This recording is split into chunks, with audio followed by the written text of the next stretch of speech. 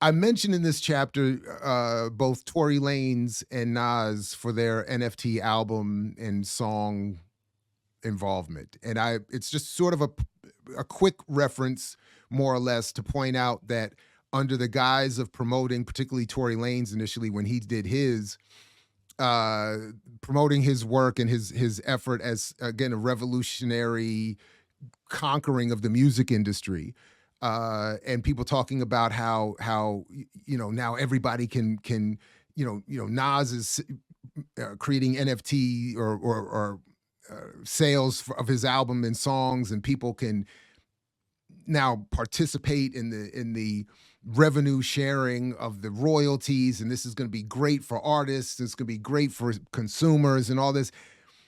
And I just mentioned this in passing that it's that what they're doing is just again um, a new version of the old black promotion and black symbolic cover for white capital. Both Nas and Tory Lanez, either Nas has his own investment interests in the company that the Ethereum based company he was working with. Tory Lanez similarly was working with, and I talk a little bit about it in the book and have done videos about it on this platform. But the Tory Lanez was ultimately fronting for another white investor, Ethereum based, this, that, and a third, because you have to get into the Ethereum coin to purchase these NFTs. So again, these are just mechanisms to get more people to invest, to get more people to float the Ponzi scheme, and increase the value of what the previous entrants into the space have already accumulated and taken up. So, but I didn't really look too much into it in the book. I didn't really go too far into it. So for today, I thought just to add a little something different for this. I wanted to look at a couple of things and see, and I'm going to bring this to my class later. So in part, I'm going to ask viewers of this to let me know to what extent you think I've got this right or wrong. But this is the new way I'm trying to look at this. So as I've written here, when we read about Tory Lanez or Nas or any other artist selling their music as an NFT, a non-fungible token, is this like taking a stock public? Fans own a small percentage or stock, oh, there go the bullet, of a company, so the fans own a small percentage, which is the stock, the metaphor in this case for stock, of a company, which is in this case the song or album being sold as an NFT, thereby boosting the overall pool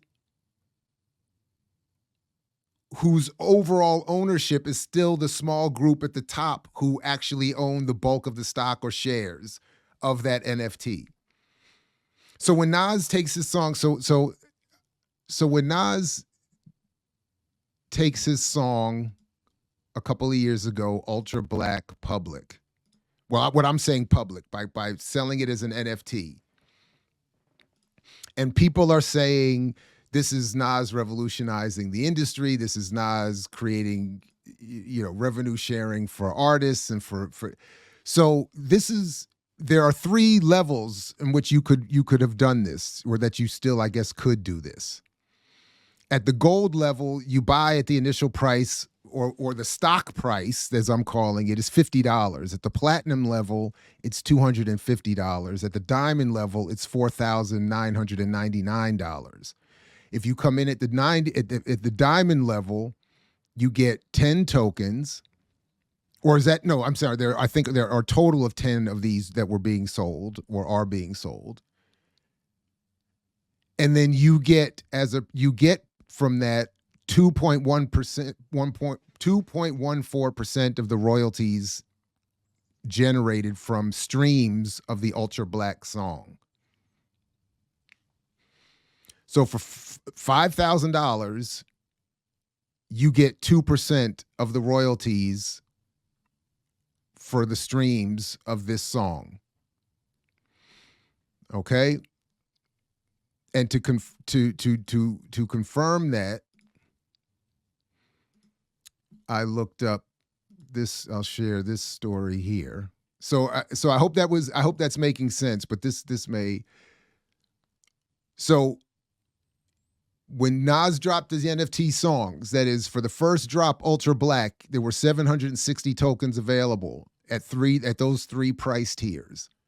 $50 at the gold level, you get 0.0143% of royalties. Platinum, $250 a token, 0.0857%. And diamond of the LDA, which is the limited digital asset, you get 2.14% of the streaming royalties for $5,000. Okay?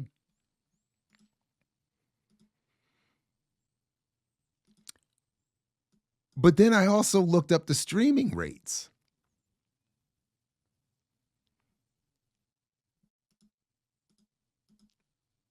Because I'm thinking, how does anybody plan to make money off of this? So again, I get it that from the perspective of those from the perspective of Nas or his record label or the or Ethereum blockchain owners, this is all a good thing because it makes more people put more money into those projects. But with the promise that you're going to be owning and benefiting from it. But if you look up so Spotify, the #1 streaming platform, I believe, if it's not YouTube, pays out between 0.003 and 0.005 cents per stream.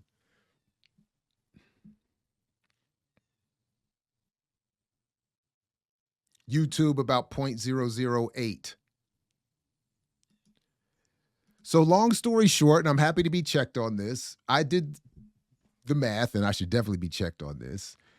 And it came out that to earn $1,000 as an artist, your song has to be streamed over 300,000 times on Spotify.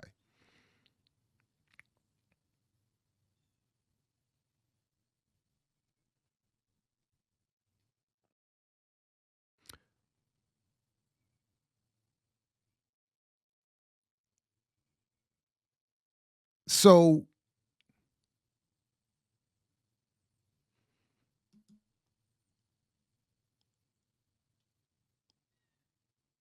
how did I do? Wait a minute. I've confused myself. Right. I think, right. My note says 300,000 streams equals $1,000. But if you pay $5,000 to get on that diamond platform for this Nas song. So again, you're paying $5,000 for one song to get 2% of the royalties. But if it takes 300,000, and I get it's just Spotify, so technically this could happen on other platforms, but the idea that you're going to get 300,000 streams on Spotify, 300,000 streams on YouTube, 300,000 streams elsewhere, and then it says here that they're projecting over the next 2 months that you're going to get, they're forecasting 2 million total streams with an annual payout at that rate of $356.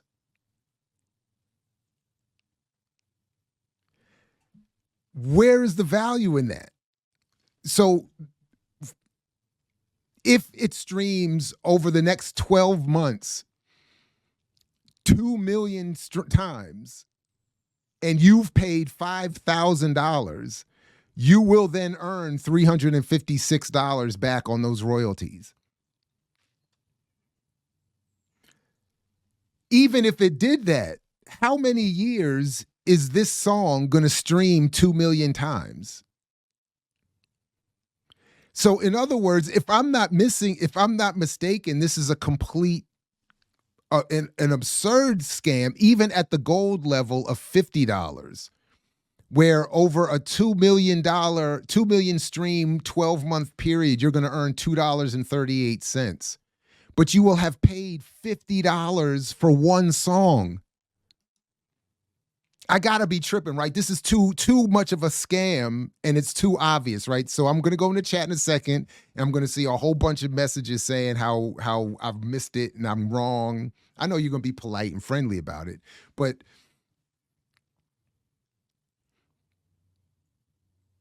because what is the point? What is the promise? Why would you spend $50 for one song with the hope that you're going to make at most $2 a year if it streams 2 million times? And if you look at the numbers here, it's not.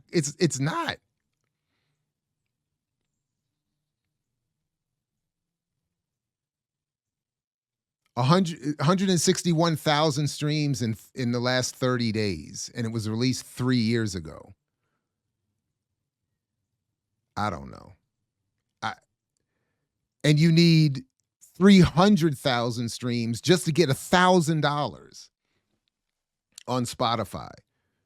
And you need 2 million streams in over 12 months, it said, to get $2.38 on a $50. So this to me is just more of it is Tory Lanez promising some collapse in the music industry, Nas promising some involvement for his fans, and it looks like it's a great deal for him because we were spending $12, $13, $15 a CD back in my day, and we were mad at that. Not every song is hot. It might only have one or two good joints on it. And now people are going to spend $50 for one track?